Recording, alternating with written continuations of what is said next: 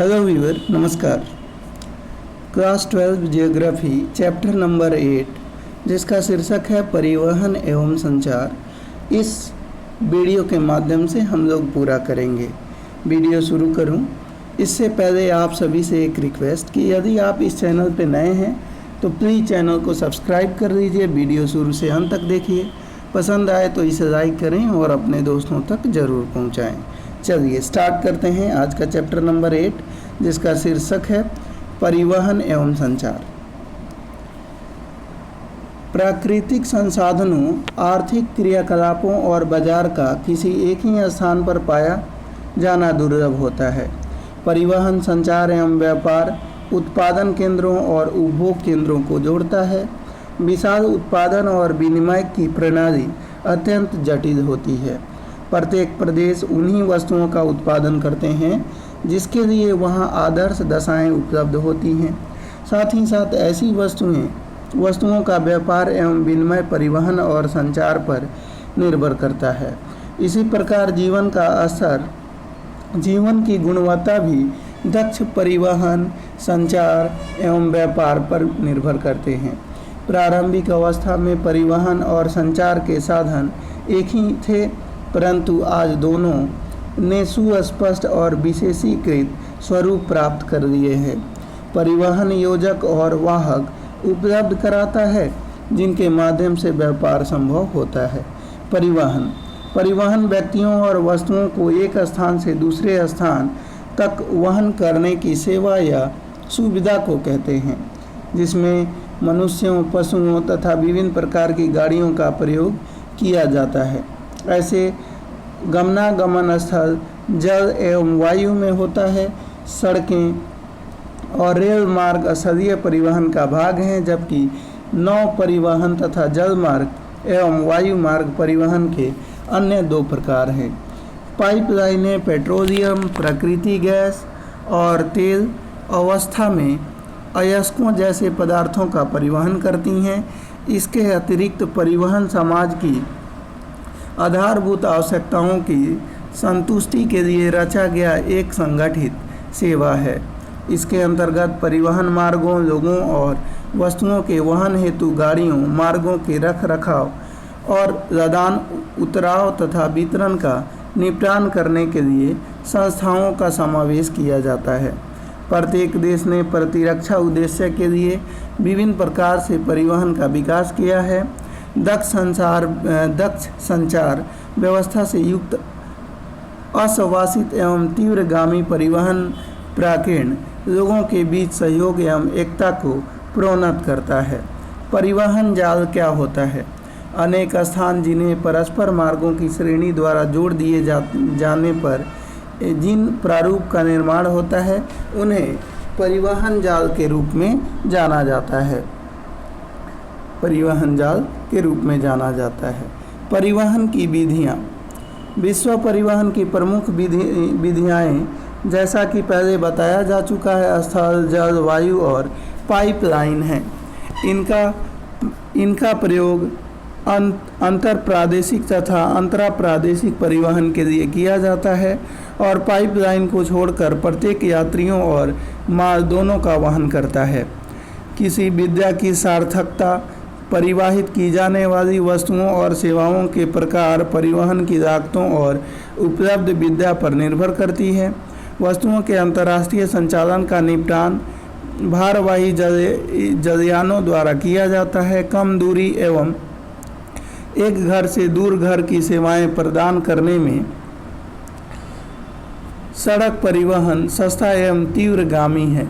किसी देश के भीतर स्थूल पदार्थों के विशाल परिमाण को लंबी दूरी तक परिवहन करने के लिए रेल सर्वाधिक अनुकूल साधन है। उच्च मूल्य वाली हल्की तथा नाशवान वस्तुओं का वायु मार्गों द्वारा परिवहन सर्वश्रेष्ठ होता है।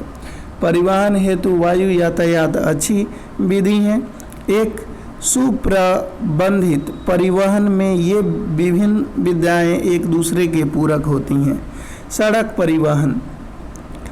अधिकांश वस्तुओं एवं सेवाओं का अधिकांश संचालन स्थल पर होता है। आरंभिक दिनों में मानव स्वयं वाहक थे तथा क्या आपने किसी दुल्हन के डोली पालकी से 4 व्यक्तियों उत्तरी भारत में कहार द्वारा ले जाते हुए देखा है? बाद के वर्षों में पशुओं का उपयोग बोझा ढोने के लिए किया जाने लगा। क्या आपने कभी खच्चरों, घोड़ों और ऊँटों को ग्रामीण क्षेत्रों में सामान ढोते हुए देखा है? पहियों के आविष्कार के साथ गाड़ियों और माल डिब्बों का प्रयोग महत्वपूर्ण हो गया। परिवहन में क्रांति 18वीं शताब्दी में भाप इंजन के आविष्कार के बाद आई। संभवतः प्रथम सार्वजनिक रेलमार्ग 1825 में उत्तरी इंग्लैंड के स्कॉटटन और डार्लिंगटन स्थानों के मध्य प्रारंभ हुई। उसके बाद से ही रेलमार्ग 19वीं शताब्दी में परिवहन की सर्वाधिक लोकप्रिय और तीव्रतम प्रकार बन गए। रेलमार्ग ने संयुक्त राज्य अमेरिका के आंतरिक महाद्वीपीय क्षेत्रों को वाणिज्यिक, अन्न, कृषि, खनन और विनिर्माण के लिए खोल दिया। अंतर्दहन इंजन के आविष्कार ने सड़कों की गुणवत्ता और उन पर चलने वाले वाहनों, कार, ट्रक इत्यादि के संदर्भ में सड़क परिवहन में क्रांति ला दी। स्थल परिवहन के अंतर्गत नवीनतम विकास के रूप में पाइपलाइनों, राजमार्गों एवं तार मार्गों को रखा जाता है। तरल पदार्थ जैसे खनिज तेल, जल, अवमल और नाली मल का परिवहन पाइपलाइनों द्वारा किया जाता है। रेल मार्ग समुद्री पोत, बजरे, नौकाएं, मोटर ट्रक और पाइपलाइन बड़ा मालवाहक हैं। सामान्यतः मानव कूली, बोझा ढोने वाले पशु गाड़ियां अथवा माल डिब्बे जैसे पुराने और आरंभिक रूप परिवहन के सर्वाधिक खर्चीले साधन हैं, जबकि बड़े मालवाही सस्ते पड़ते हैं। विशाल देशों के आंतरिक भागों में पाए जाने वाले आधुनिक जलमार्गों और वाहकों को संपूरकता प्रदान करने में इनका बहुत बड़ा महत्व है। भारत और चीन के सघन बसे जिलों में आज भी मानव कूलियों और मनुष्य द्वारा खींची जाने वाली गाड़ियों से होने वाला स्थल परिवहन का प्रचलन है। बोझा ढोने वाले पशु। घोड़ा का प्रयोग पश्चिमी देशों में भारी पशुओं के रूप में किया जाता है। कुत्ता एवं रेडियरों का प्रयोग उत्तरी अमेरिका, उत्तरी यूरोप और साइबेरिया के हिमाच्छादन मैदानों में स्लेज को खींचने के लिए किया जाता है। पर्वतीय प्रदेशों में खच्चरों को वरीयता दी जाती है, जबकि ऊँटों का प्रयोग मरुस्थलीय क्षेत्रों में करवाओं के संचालन में किया जाता है। भारत में बैलों का प्रयोग छकड़ों को खींचने में किया जाता है।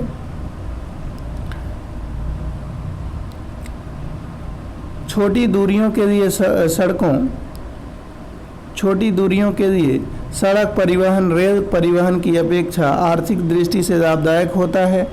सड़कों द्वारा माल का परिवहन महत्वपूर्ण होता जा रहा है, क्योंकि इसके द्वारा घर घर तक वस्तुओं को पहुंचाया जा सकता है। कच्ची सड़कें एक विनिर्माण की दृष्टि से सरल होती हैं, सभी ऋतुओं में प्रभावी व प्रयोग योग्य होती हैं।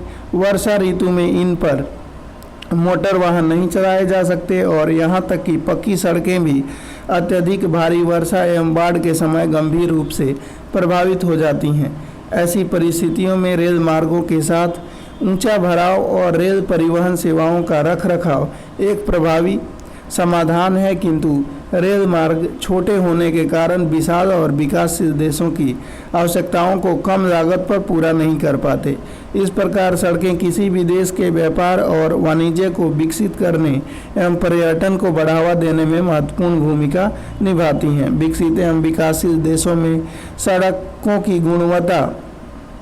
गुणवत्ता में पर्याप्त अंतर पाया जाता है, क्योंकि सड़कों के निर्माण व उनके रखरखाव पर भारी खर्च आता है। विकसित देशों में अच्छी गुणवत्ता वाली सड़कें सर्वत्र पाई जाती हैं और तीव्रगामी संचालन के लिए मोटर मार्गों, ऑटो वाहन और अंतर्राज्यीय राजमार्गों के द्वारा लंबी दूरियों को जोड़ती हैं। भारी बोझ के ढोने वाली बड़े आकार और शक्ति वाली लारियां एक सामान्य बात है, परंतु दुर्भाग्य से विश्व का सड़क तंत्र भली प्रकार विकसित नहीं हो पाया है। विश्व की कुल मोटर वाहन चलाने योग्य सड़कों की लंबाई मात्र 150 लाख किलोमीटर है, जिसका 33% भाग उत्तरी अमेरिका में पाया जाता है। सर्वाधिक सड़क घनत्व और सबसे अधिक वाहनों की संख्या पश्चिमी यूरोप की तुलना में इस महाद्वीप में पाए जाते हैं। यह तथ्य इस बात की ओर संकेत करते हैं कि विश्व में सड़कों के विकास में प्रादेशिक, राष्ट्रीय, अंतर्राष्ट्रीय, महाद्वीपीय स्तर पर समानता के स्थान पर असमान वितरण पाया जाता है। यातायात प्रवाह। पिछले कुछ वर्षों में सड़कों पर यातायात में नाटकीय वृद्धि हुई है। जब सड़क तंत्र यातायात की ज़रूरतों के अनुरूप विकसित न हो पाए तो सड़कों पर संकुचन बढ़ जाता है और नगरों की सड़क पर दीर्घकालीन संकुलता पाई जाती है। यातायात की शीर्ष यानी उच्च बिंदु और गर्त निम्न बिंदु पर दिन के विशेष समय पर देखे जा सकते हैं। उदाहरण काम के समय से पहले और बाद में विश्व के अधिकांश नगर सड़कों पर पाई जाने वाली यातायात संकुलता की समस्या का सामना करते हैं। बेहतर कल के लिए इन पंक्तियों पर विचार कीजिए। नगरीय परिवहन समाधान, उच्चतर पार्किंग शुल्क, सामूहिक शीघ्र संचारण, सार्वजनिक बस सेवाओं में सुधार, परिवहन के द्रुत मार्ग।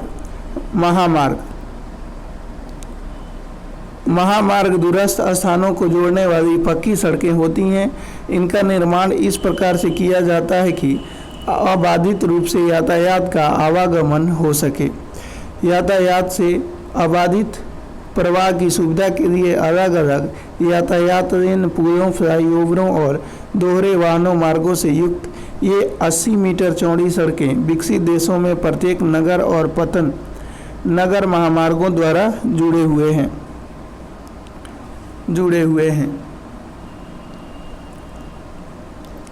अमेरिका में महामार्गों का घनत्व उच्च है, जो लगभग 0.65 किलोमीटर प्रति वर्ग किमी है। प्रत्येक स्थान महामार्ग से 20 किलोमीटर की दूरी पर स्थित हैं। पश्चिमी प्रशांत महासागरीय तट पर स्थित नगर पूर्व में अटलांटिक महासागरीय तट पर स्थित नगरों से भली भांति जुड़े हुए हैं। इसी प्रकार उत्तर में कनाडा के नगर दक्षिण में मैक्सिको के नगरों से जुड़े हैं। ट्रांस कनाडियन महामार्ग पश्चिमी तट पर स्थित ब्रिटिश कोलंबिया प्रांत के वैंकूवर स्थान को पूर्वी तट पर स्थित न्यू फाउंडलैंड प्रांत के सेंट जॉन नगर से जोड़ता है तथा अलास्का राजमार्ग कनाडा के एडमंटन को अलास्का के एंकारेज से जोड़ता है। निर्माणाधीन पान अमेरिकन महामार्ग, जिसके अधिकांश भाग का निर्माण किया जा चुका है, के द्वारा दक्षिणी अमेरिका, मध्य अमेरिका के देश और संयुक्त राज्य अमेरिका तथा कनाडा भी आपस में जुड़ जाएंगे। यूरोप में वाहनों की बहुत विशाल संख्या तथा महामार्गों का सुविकसित जाल पाया जाता है, परंतु महामार्गों का रेल मार्गों एवं जल मार्गों के साथ बड़ी प्रतिद्वंदिता का सामना करना पड़ता है। रूस में यूराल के पश्चिम में स्थित औद्योगिक प्रदेश में महामार्गों के अत्यधिक सघन जाल का विकास हुआ है, जिसकी दूरी मॉस्को है। महत्वपूर्ण मॉस्को व्लादिवोस्तोक महामार्ग पूर्व में स्थित प्रदेश की सेवा करता है। अत्यधिक विस्तृत भौगोलिक क्षेत्रफल के कारण रूस में महामार्ग इतने महत्वपूर्ण नहीं है जितनी रेल मार्ग। चीन में महामार्ग प्रमुख नगरों को जोड़ते हुए देश में क्रिस क्रॉस करते हैं। उदाहरण ये सांसो वियतनाम सीमा के समीप, संघाई मध्य चीन, ग्वांगझाओ दक्षिण एवं बीजिंग उत्तर को परस्पर जोड़ते हैं। एक नवीन महामार्ग तिब्बती क्षेत्रों में चेगड़ को लहसा से जोड़ते हैं। भारत में अनेक महामार्ग पाए जाते हैं जो प्रमुख शहरों और नगरों को जोड़ते हैं। उदाहरण स्वरूप राष्ट्रीय महामार्ग संख्या 7 जो वाराणसी को कन्याकुमारी से जोड़ती है, देश का सबसे लंबा राष्ट्रीय महामार्ग है। निर्माणाधीन स्वर्णिम चतुर्भुज अथवा द्रुत मार्गों के द्वारा प्रमुख महानगरों नई दिल्ली, मुंबई, बेंगलोर, चेन्नई, कोलकाता तथा हैदराबाद को जोड़ने की योजना है। अफ्रीका में एक महामार्ग उत्तर में स्थित अल्जीयर्स को गुयाना के कोनाक्री से जोड़ता है। इसी प्रकार कैरो केप टाउन से जुड़ा हुआ है। सीमावर्ती सड़कें। अंतर्राष्ट्रीय सीमा के सहारे बनाई गई सड़कों को सीमावर्ती सड़कें कहा जाता है। ये सड़कें सुदूर क्षेत्रों में रहने वाले लोगों को प्रमुख नगरों से जोड़ने और प्रतिरक्षा प्रदान करने में महत्वपूर्ण भूमिका निभाती हैं। प्रायः सभी देशों में गांवों एवं सैन्य शिविरों तथा वस्तुओं को पहुंचाने के लिए ऐसी सड़कें पाई जाती हैं। रेल मार्ग लंबी दूरी तक स्थूल वस्तुओं और यात्रियों के स्थल परिवहन की विद्या है। रेल लाइनों की चौड़ाई प्रत्येक देश में अलग अलग पाई जाती है, जिन्हें सामान्यतः बड़ी 1.5 मीटर से अधिक, मानक 1.44 मीटर, मीटर लाइन 1 मीटर और छोटी लाइन में वर्गीकृत किया जाता है। मानक लाइन का उपयोग ब्रिटेन में किया जाता है। दैनिक आवागमन की रेलें ब्रिटेन, संयुक्त राज्य अमेरिका, जापान और भारत में अधिक लोकप्रिय हैं। ये दैनिक गाड़ियाँ नगरों में प्रतिदिन लाखों यात्रियों को ले जाती हैं और ले आती हैं। विश्व में लगभग 13 लाख किलोमीटर लंबे रेल यातायात मार्ग हैं। यूरोप में विश्व का सघनतम रेल तंत्र पाया जाता है, जहां रेल मार्ग लगभग 4,40,000 किलोमीटर लंबे हैं, जिनमें से अधिकांश दोहरे अथवा बहुमार्गी हैं। बेल्जियम में रेल घनत्व सर्वाधिक अर्थात प्रति 6.5 किलोमीटर क्षेत्रफल पर लगभग 1 किलोमीटर पाया जाता है। औद्योगिक प्रदेश विश्व के कुछ सर्वाधिक घनत्वों का प्रदर्शन करते हैं। लंदन, पेरिस, ब्रसेल्स, मिलान, बर्लिन और वार्सा महत्वपूर्ण रेल केंद्र हैं। इंग्लैंड में स्थित यूरो टनल ग्रुप द्वारा प्रचालित सुरंग मार्ग लंदन में पेरिस से जोड़ता है। महाद्वीपीय पारीय रेल मार्ग वायु मार्गों और सड़क मार्गों के अपेक्षाकृत लोचदार तंत्रों की तुलना में अपना महत्व खोते जा रहे हैं। यूराल के पश्चिम में अत्यंत सघन जाल से युक्त रूस रेल मार्गों के द्वारा देश के कुल परिवहन का लगभग 90% भाग प्रबंधित होता है। मॉस्को रेलवे का महत्वपूर्ण मुख्यालय है, जहां देश के विस्तृत भौगोलिक क्षेत्र के विभिन्न भागों में प्रमुख लाइनें विकृत होती हैं। मॉस्को में भूमिगत रेल मार्ग और दैनिक आवागमन की गाड़ियां भी महत्वपूर्ण हैं।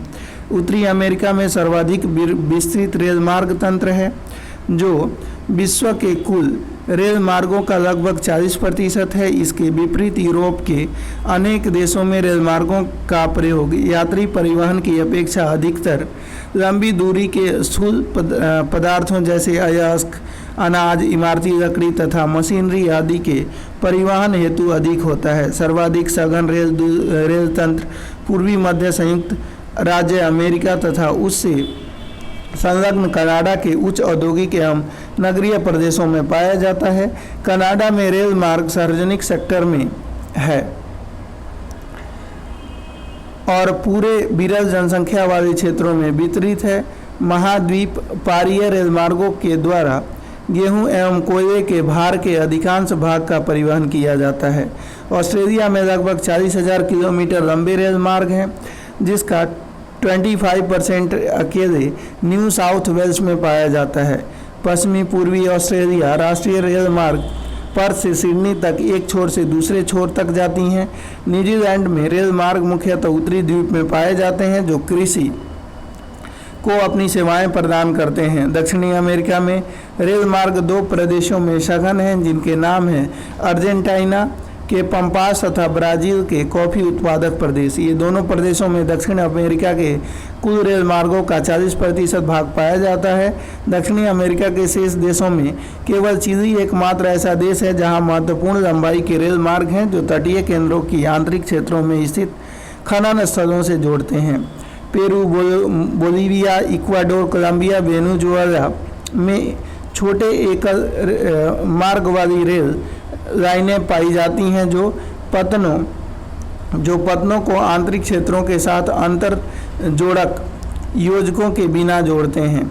यहाँ केवल एक महाद्वीपीय पारीय रेल मार्ग है, जो एंडीज पर्वतों को पार 3,900 मीटर की ऊंचाई पर अवस्थित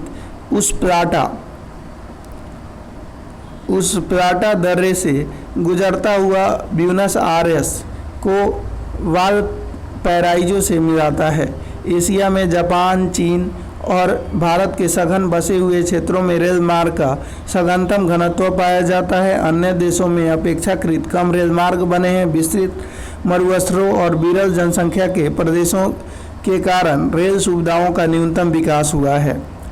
क्या आप जानते हैं दूसरा विशालतम महाद्वीप होने के बावजूद अफ्रीका में 40,000 किलोमीटर लंबे रेल मार्ग हैं, जिनमें से सोने, हीरे के सांद्रण और तांबा खनन क्रियाकलापों के कारण अकेले दक्षिण अफ्रीका में 18,000 किलोमीटर लंबे रेल मार्ग हैं। महाद्वीप के प्रमुख रेल मार्ग बेंगुएला रेल मार्ग, जो अंगोला से कटंगा, जाम्बिया तांबे की पेटी से होकर जाता है।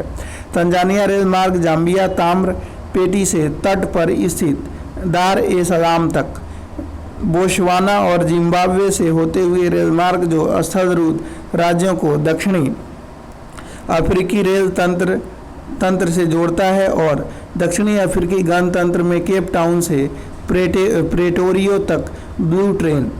अन्य स्थानों पर जैसे अल्जीरिया, सेनेगल, नाइजीरिया, केन्या और इथियोपिया में रेल मार्ग पतन नगरों को आंतरिक केंद्रों से जोड़ते हैं, परंतु अन्य देशों के साथ अच्छे रेल तंत्र की रचना नहीं करते।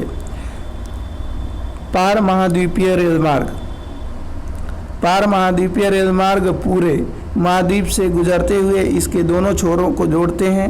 इनका निर्माण आर्थिक और राजनीतिक कारणों से विभिन्न दिशाओं में लंबी यात्राओं की सुविधा प्रदान करने के लिए किया गया था।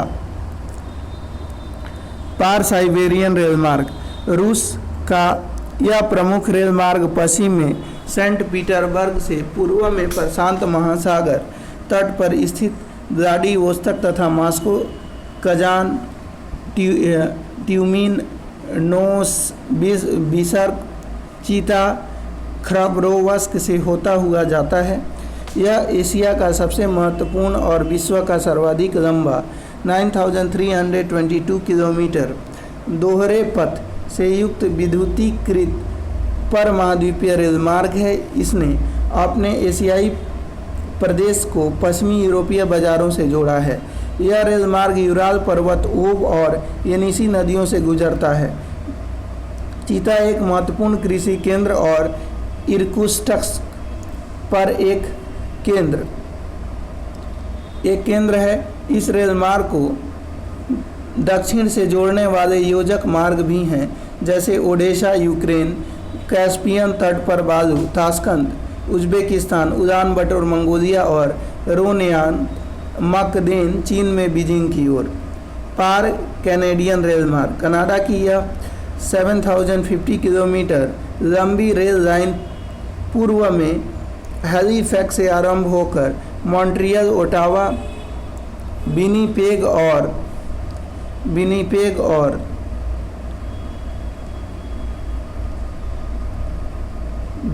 और कलगैरी से होती हुई पश्चिम में प्रशांत तट पर स्थित वैंकूवर तट तक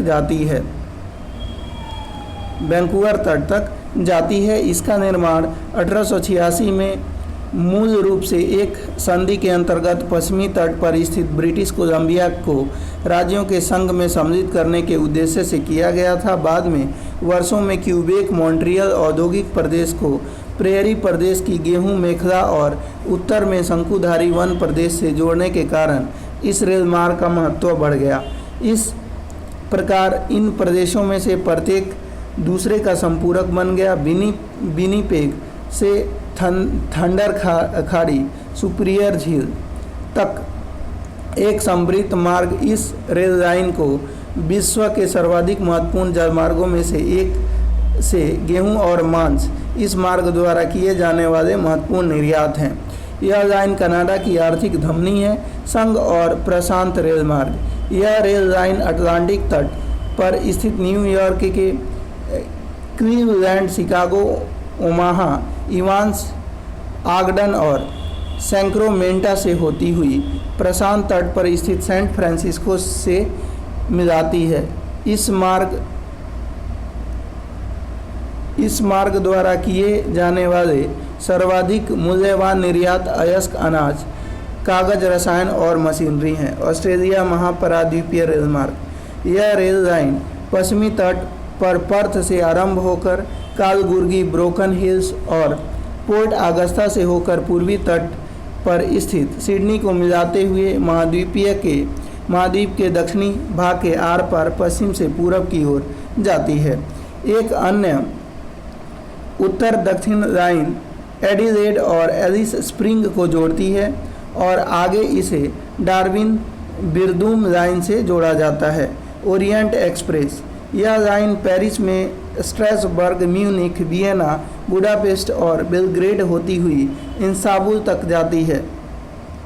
इस एक्सप्रेस लाइन द्वारा लंदन से इस्तांबुल तक लगने वाला यात्रा का समय समुद्री मार्गों से लगने वाले 10 दिनों की तुलना में मात्र 96 घंटा रह गया है। यह रेल मार्ग द्वारा होने वाले प्रमुख निर्यात पनीर, सूअर का मांस, जई, शराब, फल और मशीनरी हैं। इस्तांबुल को Bangkok via Iran, Pakistan, Bharat, Bangladesh, Myanmar से जोड़ने वाली एशियाई रेलवे के भी निर्माण का प्रस्ताव है। जल परिवहन के महत्वपूर्ण लाभों में से एक यह है कि इसमें मार्गों का निर्माण नहीं करना पड़ता है। महासागर एक दूसरे से जुड़े हुए होते हैं। इनमें विभिन्न आकार के जहाज चल सकते हैं। आवश्यकता केवल दोनों छोरों पर पतन सुविधा प्रदान करने की है। यह परिवहन बहुत सस्ता पड़ता है क्योंकि जल का घर्षण स्थल की अपेक्षा बहुत कम होता है। जल परिवहन की ऊर्जा लागत की अपेक्षा कम होती है। जल परिवहन को समुद्री मार्गों और आंतरिक जल मार्गों में विभक्त किया जाता है। महासागर सभी दिशाओं में मुड़ सकने वाले ऐसे महामार्ग प्रस्तुत करते हैं जिसकी कोई रख रखाव की लागत नहीं होती है। समुद्री जहाज़ों द्वारा महासागरों का मार्ग में रूपांतरण मनुष्य की पर्यावरण के साथ अनुकूलन की महत्वपूर्ण घटना है। एक महाद्वीप से दूसरे महाद्वीप तक स्थूल पदार्थों की लंबी दूरियों तक समुद्री परिवहन स्थल और वायु परिवहन की अपेक्षा सस्ता पड़ता है। आधुनिक यात्री जहाज और मालवाहक पोत, राडार, बेतार के तार व अन्य नौ परिवहन संबंधी सुविधाओं से लैस होते हैं। शीघ्र नाशवान वस्तुओं के लिए प्रशीतन कोष्ठक, टैंकरों और विशेषकृत जहाज़ों ने नौभार के परिवहन को उन्नत बना दिया है।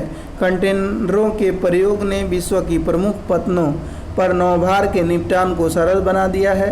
महत्वपूर्ण समुद्री मार्ग, प्रमुख समुद्री मार्गों को चित्र 8.9 में दर्शाया गया है। निम्नलिखित पृष्ठों में कुछ महत्वपूर्ण मार्गों की विवेचना की गई है। उत्तरी अटलांटिक समुद्री मार्ग, यह मार्ग औद्योगिक दृष्टि से विकसित विश्व के दो प्रदेशों उत्तरी पूर्वी संयुक्त राज्य अमेरिका और पश्चिमी यूरोप को मिलाता है। विश्व का 1/4 विदेशी व्यापार इस मार्ग द्वारा परिवहित होता है, इसलिए यह विश्व का व्यस्तम व्यापारिक जलमार्ग है। दूसरे अर्थों में इसे बृहद ट्रंक मार्ग कहा जाता है। दोनों तटों पर पतन और पोताश्रय की उन्नत सुविधा उपलब्ध है। भूमध्य सागरीय हिंद सागरीय समुद्री मार्ग, यह समुद्री मार्ग प्राचीन विश्व के हृदय स्थल कहे जाने वाले क्षेत्रों से गुजरता है और किसी भी अन्य मार्ग की अपेक्षा अधिक देशों और लोगों को सेवाएं प्रदान करता है। पोर्ट साइड, अदन, मुंबई, कोलंबो और सिंगापुर इस मार्ग की महत्वपूर्ण पत्तनों में से कुछ हैं। उत्तमास अंतरीप से होकर जाने वाली आरंभिक मार्ग की तुलना में सुएज नहर के निर्माण से दूरी और समय में अत्यधिक कमी हो गई है। उत्तमास अंतरीप समुद्री मार्ग, यह व्यापारिक मार्ग अत्यधिक औद्योगिक पश्चिमी यूरोपीय प्रदेशों को पश्चिमी अफ्रीका, दक्षिण पूर्वी एशिया और ऑस्ट्रेलिया और न्यूजीलैंड की वाणिज्यिक, कृषि तथा पशुपालन आधारित अर्थव्यवस्था से जोड़ता है।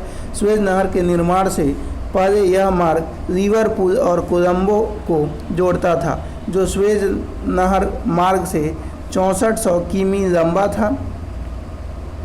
सोना, हीरे, तांबे, टीन, मूंगफली, गिरी का तेल, कौवा और फलों जैसे समुद्री प्राकृतिक संसाधन के कारण दोनों पूर्वी और पश्चिमी अफ्रीका के बीच व्यापार की मात्रा और यातायात में वृद्धि हो रही है। दक्षिण अटलांटिक समुद्री मार्ग।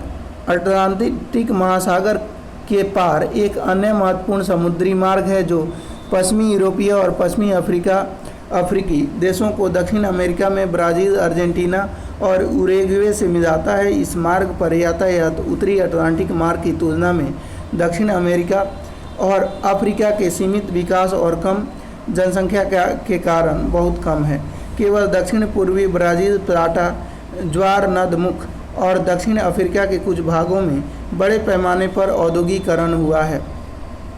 रायो डी जनरियो और केप टाउन के बीच मार्ग पर भी यातायात बहुत कम है क्योंकि दोनों दक्षिण अमेरिका और अफ्रीका में एक जैसे उत्पाद और संसाधन हैं। उत्तरी प्रशांत समुद्री मार्ग।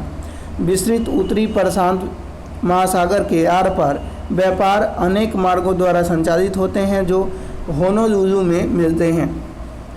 बृहत वृत्त पर स्थित सीधा मार्ग वैंकूवर और याकोहामा को जोड़ता है और यात्रा की दूरी को कम करके 2480 किमी आधा कर देता है। यह समुद्री मार्ग उत्तरी अमेरिका के पश्चिमी तट पर स्थित पत्तनों को एशिया के पत्तनों से जोड़ता है।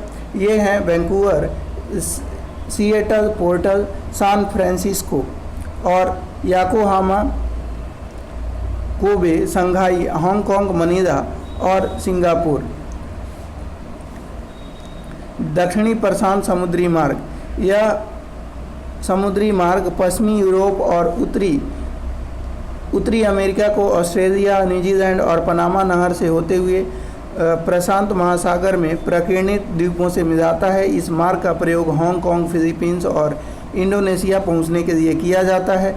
पनामा और सिडनी के बीच तय की गई दूरी 12,000 किलोमीटर है। होनोलुलु इस मार्ग का महत्वपूर्ण पतन है। तटीय नौ परिवहन। यह स्पष्ट है कि जल परिवहन एक सस्ता साधन है जबकि सामुद्रिक मार्ग विभिन्न देशों को जोड़ने का कार्य करता है। तटवर्ती नौ परिवहन लंबी तटरेखा वाले देशों के लिए एक सुगम विधि है। उदाहरणार्थ संयुक्त राज्य अमेरिका, चीन और भारत।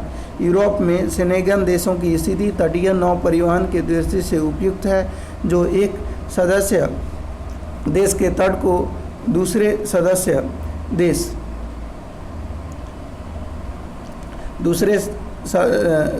देश के तट से जोड़ता है। यदि तटवर्ती नौ परिवहन का भली प्रकार से विकास किया जाए तो इसके द्वारा असल मार्गों पर होने वाली यातायात भीड़ को कम किया जा सकता है।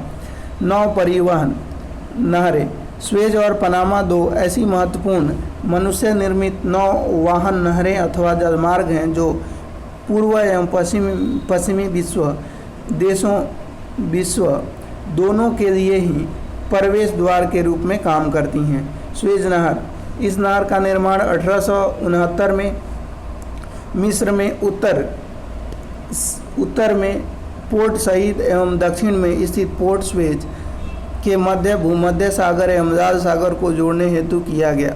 यह यूरोप को हिंद महासागर में एक नवीन प्रवेश मार्ग प्रदान करता है तथा लिवरपूल एवं कोलंबो के बीच प्रत्यक्ष समुद्री मार्ग की दूरी को उत्माशा अंतरीप मार्ग की तुलना में घटाता है।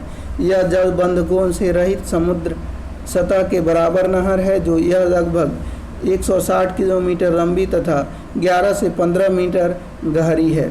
इस नहर में प्रतिदिन लगभग 100 जलायान आवागमन करते हैं तथा उन्हें इस नहर को पार करने में 10 से 12 घंटे का समय लगता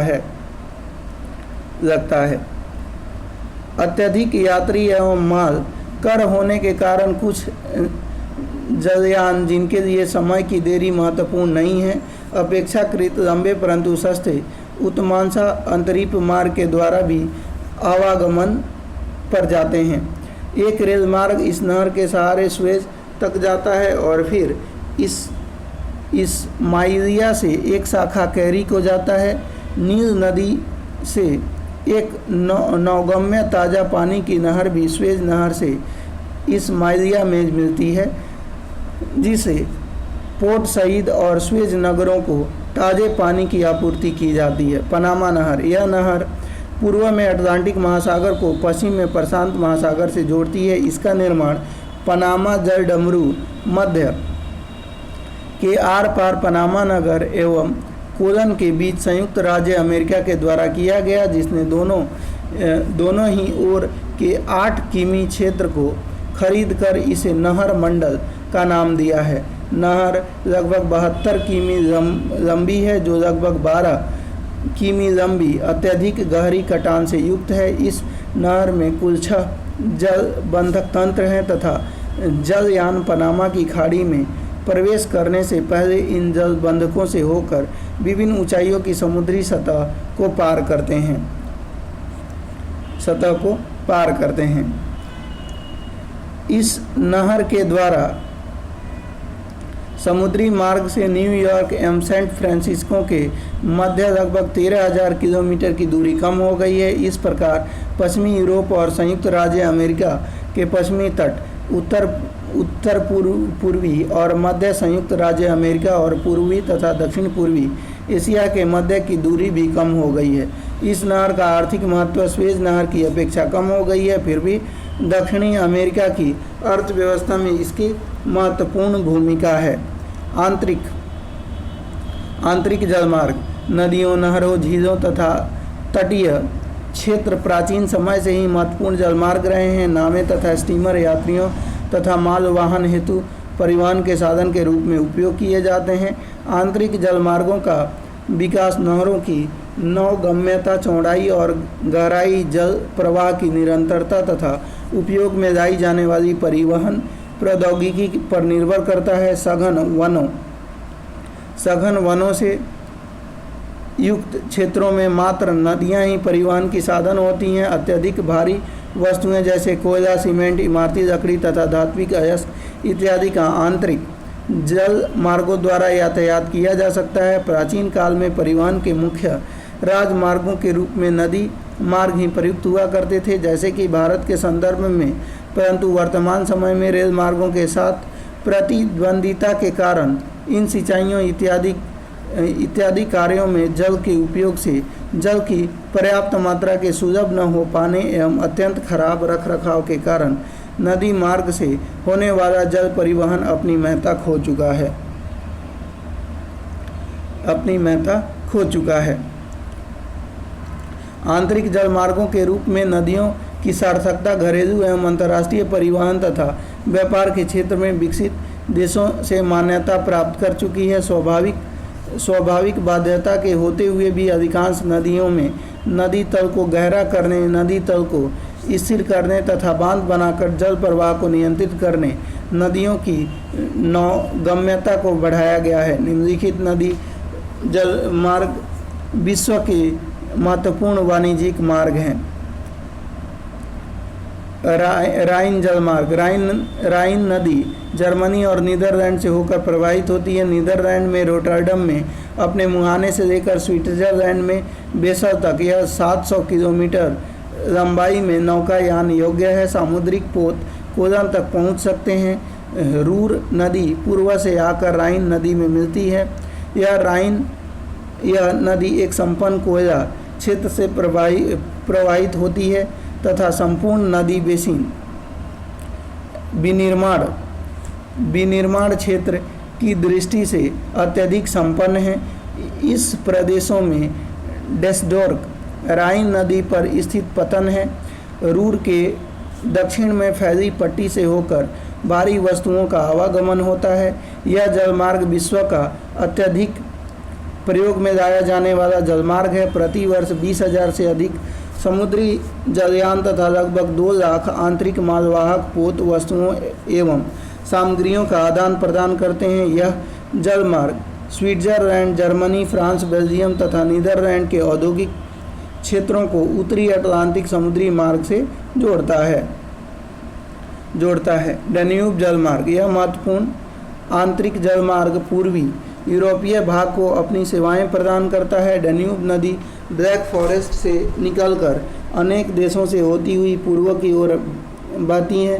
यह टारना सेवेरिन तथा नौकायान योग्य है।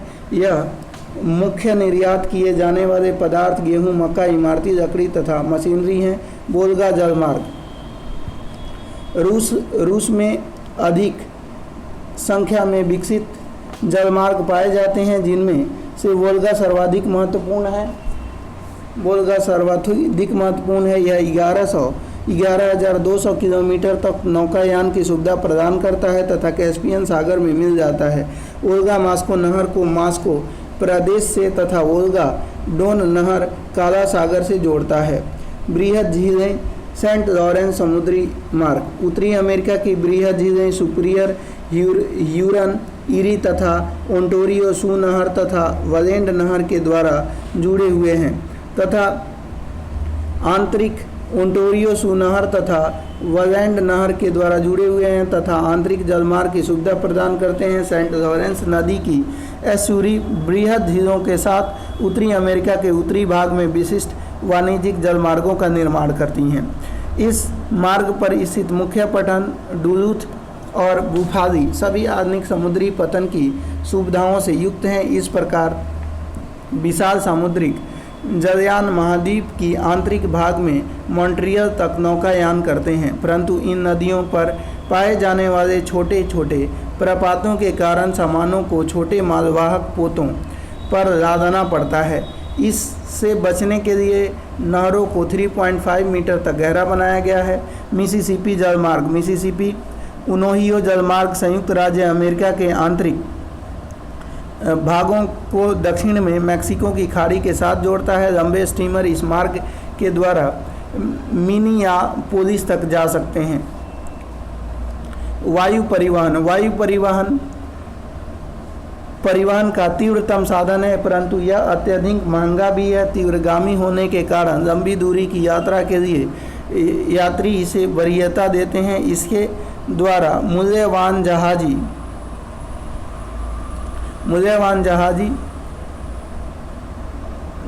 भार को तेजी के साथ पूरे विश्व में भेजा जा सकता है। कई बार अगम्य क्षेत्रों तक पहुंचने का यह एक साधन होता है। वायु परिवहन ने संपर्क क्रांति ला दी है। पर्वतों, हिम क्षेत्रों अथवा विषम मरुस्थलीय भूभागों पर विजय प्राप्त कर दी गई है। गम्यता में वृद्धि हुई है। वायुयान जमी हुई भूमि के अवरोध से प्रभावित हुए बिना उत्तरी कनाडा के एस्किमो के लिए अनेक प्रकार की वस्तुएं लाते हैं। हिमालयी प्रदेश में भूस्खलन, एवलांच अथवा भारी हिमपात के कारण प्रायः मार्ग अवरुद्ध हो जाते हैं। ऐसी स्थिति में किसी स्थान पर पहुंचने के लिए वायु यात्रा ही एकमात्र विकल्प है। वायु मार्गों का अत्यधिक सामरिक महत्व भी है। संयुक्त राज्य अमेरिका एवं ब्रिटिश सेवाओं द्वारा ईरान में किए गए हवाई हमले इस तथ्य के साक्षी हैं। वायु मार्गों का तंत्र तेजी से फैल रहा है। वायुयानों के निर्माण तथा उनकी कार्य प्रणाली के लिए अत्यंत विकसित अवस्थापनात्मक सुविधाओं जैसे विमानशाला, भूमि पर उतारने, ईंधन तथा रखरखाव की सुविधाओं की आवश्यकता होती है। हवाई पत्तनों का निर्माण भी अत्यधिक खर्चीला है और उन्हीं देशों में जहां अत्यधिक औद्योगिकरण एवं अत्यधिक संख्या में यातायात उपलब्ध है विकसित हुआ है। वर्तमान समय में विश्व में कोई भी स्थान 35 घंटे से अधिक की दूरी पर नहीं है। यह चौंकाने वाला तथ्य उन लोगों के कारण संभव हुआ है जो वायुयान बनाते हैं और उड़ाते हैं। वर्षों और महीनों के स्थान पर वायु मार्ग द्वारा की गई यात्रा को अब घंटों और मिनटों में मापा जा सकता है। विश्व में अनेक भागों में नित्य वायु सेवाएं उपलब्ध हैं। यद्यपि ब्रिटेन का वाणिज्यिक वायु परिवहन का प्रयोग अनुकरणीय है। संयुक्त राज्य अमेरिका ने मुख्य रूप से युद्धोत्तर अंतर्राष्ट्रीय नागरिक उड्डयन का विकास किया है। आज 250 से भी अधिक वाणिज्यिक एयरलाइनें विश्व के विभिन्न भागों में नियमित सेवाएं प्रदान करती हैं। हाल ही में हुए विकास वायु परिवहन के भविष्य के मार्ग को बदल सकते हैं। सुपरसोनिक वायुयान लंदन और न्यूयॉर्क के बीच दूरी का 3.5 घंटे में तय कर देता है। अंतर महाद्वीपीय वायु मार्ग। उत्तरी गोलार्ध में अंतर महाद्वीपीय वायु मार्ग की एक सुस्पष्ट पूर्व पश्चिम पट्टी है। पूर्वी संयुक्त राज्य अमेरिका, पश्चिमी यूरोप और दक्षिणी पूर्वी एशिया में वायु मार्ग का सघन जाल पाया जाता है। विश्व के कुल वायु मार्गों में 60% भाग का प्रयोग अकेला संयुक्त राज्य अमेरिका करता है। न्यूयॉर्क, लंदन, पेरिस, एम्स्टर्डम और शिकागो नोडीय बिंदु हैं जहां अभिसारित होते हैं अथवा सभी महाद्वीपों की ओर विकिरित होते हैं। अफ्रीका, रूस के एशियाई भाग और दक्षिण अमेरिका में वायु सेवाओं का अभाव है। दक्षिणी गोलार्ध में 10 डिग्री से 35 डिग्री अक्षांशों के मध्य अपेक्षाकृत विरल जनसंख्या, सीमित स्थलखंड और आर्थिक विकास के कारण सीमित वायुसेना उपलब्ध हैं।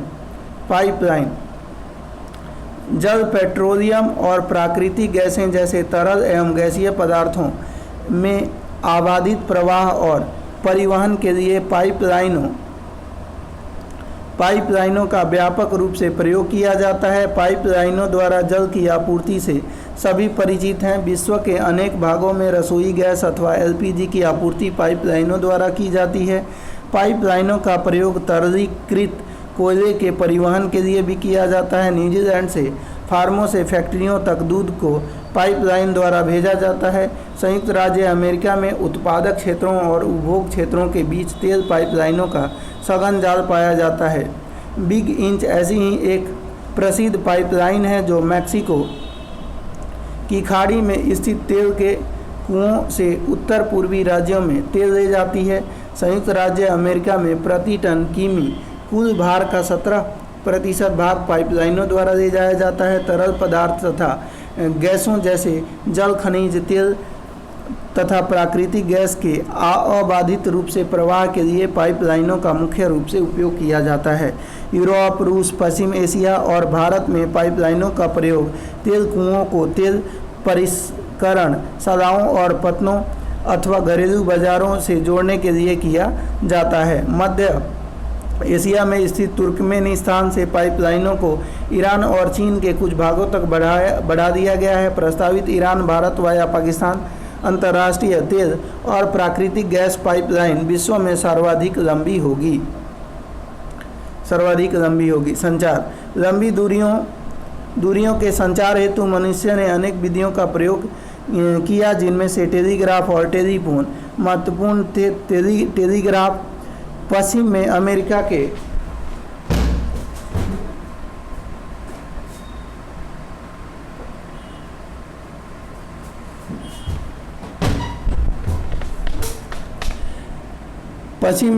के उपनिवेशवाद का साधन बना।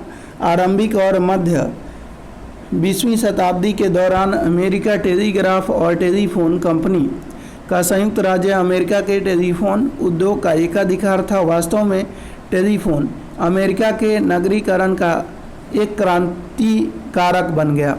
फर्मों ने अपने कार्यों को नगर स्थित मुख्यालय पर केंद्रित कर दिया और अपने शाखा कार्यालय छोटे नगरों में खोल दिए। आज भी टेलीफोन सर्वाधिक प्रयोग की जाने वाली विद्या है। विकासशील देशों में उपग्रहों द्वारा संभव बनाया गया सेल फोन का प्रयोग ग्रामीण संपर्क के लिए महत्वपूर्ण है। आज विकास अद्भुत गति से हो रहा है। पहला प्रमुख पारवेधन ऑप्टिक फाइबर तारों का प्रयोग है।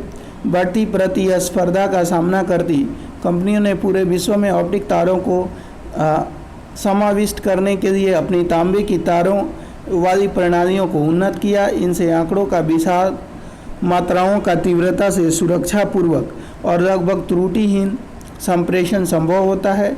1990 के दशक में सूचनाओं के अंकीकरण के साथ दूरसंचार का धीरे धीरे कंप्यूटर के साथ विलय हो गया। परिणाम स्वरूप एक समन्वित नेटवर्क बना जिसे इंटरनेट के नाम से जाना जाता है। उपग्रह संचार आज इंटरनेट पृथ्वी पर सबसे बड़े विद्युत जाल के रूप में 100 से अधिक देशों में लगभग 1000 करोड़ लोगों को जोड़ता है। उपग्रहों में मानव जीवन को अनेक प्रकार से प्रभावित किया है। आप हर समय मित्रों को फोन करने के लिए एवं छोटे संदेश प्रेषित करने हेतु सेल फोन का प्रयोग करते हैं अथवा केबल दूरदर्शन पर लोकप्रिय कार्यक्रमों को देखने के लिए आप उपग्रह संचार सेवा का प्रयोग उपयोग करते हैं। 1970 में जब संयुक्त राज्य अमेरिका एवं पूर्व सोवियत संघ के द्वारा अंतरिक्ष विज्ञान के क्षेत्र में अग्रणी शोध किया गया है, तब से उपग्रह के माध्यम से होने वाले संचार ने संचार तकनीक के क्षेत्र में एक नवीन युग का आरंभ किया है। पृथ्वी की कक्षा में कृत्रिम उपग्रहों को सफलतापूर्वक प्रेक्षण के कारण अब ग्लोब के उन दूरस्थ भागों को जोड़ा गया है जिसका यथास्थान सत्यापन सीमित था। इस तकनीक के प्रयोग द्वारा दूरी के संदर्भ में संचार में लगने वाले इकाई मूल्य एवं समय में होने वाली वृद्धि को नियंत्रित कर दिया गया है, जिसका तात्पर्य यह है कि 500 किलोमीटर की दूरी तक होने वाले संचार में लगने वाली लागत उपग्रह के द्वारा 5000 किलोमीटर की दूरी तक होने वाली संचार लागत के बराबर है। उपग्रह विकास के क्षेत्र में भारत ने बड़ी कदम उठाए हैं। आर्यभट्ट का 19 अप्रैल 1979 को भास्कर 1 का 1979 में तथा रोहिणी का प्रक्षेपण 1980 में हुआ। 18 जून 1981 को APPLE Ariane passenger payload experiment का प्रेक्षण एरियन रॉकेट के द्वारा हुआ। भास्कर चैलेंज तथा इनसेट 1B ने लंबी दूरी के संचार, दूरदर्शन तथा रेडियो को अत्यधिक प्रभावी बना दिया है। आज दूरदर्शन के माध्यम से मौसम की भविष्यवाणी एक वरदान बन गई है। Cyber space internet. Cyber space विद्युत द्वारा कंप्यूटरीकृत स्पेस का संसार है। यह वर्ल्ड वाइड वेबसाइट जैसे इंटरनेट द्वारा आवृत है। सरल शब्दों में यह भेजने वाले और प्राप्त करने वाले के शारीरिक संचालन के बिना कंप्यूटर पर सूचनाओं के प्रेषण और प्राप्ति की विद्युतीय अंकीय दुनिया है। इसे इंटरनेट के नाम से जाना जाता है। साइबर स्पेस हर जगह विद्यमान है। यह किसी कार्यालय में, जल में चलती नौका में, उड़ते जहाज़ों में और वास्तव में कहीं पे भी हो सकता है। कहीं पे भी हो सकता है। जिस गति से इलेक्ट्रॉनिक नेटवर्क का विस्तार हुआ है वह मानव इतिहास में अभूतपूर्व है। इंटरनेट प्रयोक्ता 1995 में 5 करोड़, 2000 में 40 करोड़ और 2010 में 200 करोड़ हैं। विगत कुछ वर्षों में वैश्विक प्रयोक्ता का संयुक्त राज्य अमेरिका से विकासशील देशों में स्थानांतरण हुआ है। संयुक्त राज्य अमेरिका में प्रयोक्ताओं का प्रतिशत अंश 1995 में 66% रह गया। वह अब विश्व के अधिकांश प्रयोक्ता संयुक्त राज्य अमेरिका, ब्रिटेन, जर्मनी और जापान, चीन और भारत में हैं। जैसा कि करोड़ों लोग प्रतिवर्ष इंटरनेट का प्रयोग करते हैं, साइबर स्पेस लोगों के समकालीन आर्थिक और सामाजिक स्पेस को ईमेल और वाणिज्यिक, शिक्षा और ई प्रशासन के माध्यम से विस्तृत करेगा। फैक्स, टेलीविज़न और रेडियो के साथ इंटरनेट समय और स्थान की सीमाओं को जानते हुए अधिक से अधिक लोगों तक पहुंचेगा। ये आधुनिक संचार प्रणालियां हैं जिन्होंने परिवहन से कहीं ज़्यादा वैश्विक ग्राम की संकल्पना को साकार किया है। जैसे जैसे तकनीकी का विकास हो रहा है तथा सुरक्षात्मक दृष्टिकोण से इस पर लगाए गए प्रतिबंध समाप्त हो रहे हैं, निजी व्यावसायिक कंपनियां और शैक्षणिक संस्थान तथा संस्कार द्वारा इन सूचनाओं तथा उपग्रह चित्रों का उपयोग असैनिक क्षेत्रों जैसे नगरीय नियोजन, प्रदूषण नियंत्रण, वन विनाश से प्रभावित क्षेत्रों को ढूंढना तथा सैकड़ों भौतिक प्रतिरूपों एवं प्रक्रमों को पहचानने हेतु किया जाएगा। तो दोस्तों ये चैप्टर हमने कंप्लीट कर दिया है। उम्मीद है वीडियो पसंद आई होगी। मिलते हैं नए वीडियो में, तब तक के लिए धन्यवाद।